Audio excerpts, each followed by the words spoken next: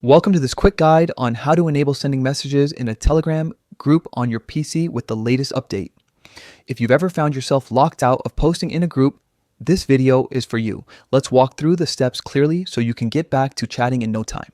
First, open the Telegram app on your computer. Make sure you're logged into the account that has the necessary permissions for the group. Once the app is open, locate and select the group you want to manage.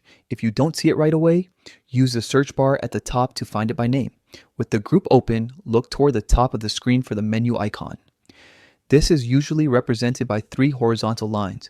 Click or tap that icon to reveal more options for the group. You'll see a list of settings and management tools appear. Among these options, find and select Manage Group.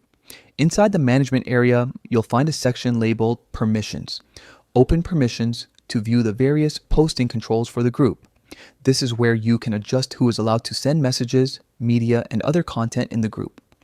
In the Permissions section, you'll see the option to enable Send Messages. Toggle this setting to turn messaging back on for the group. If there are additional controls you want to adjust, such as allowing media or adding admins, you can review those as well. Once you've made the desired changes, look for a Save button and click it to apply your updates. After saving, return to the group chat to confirm that you can send messages again.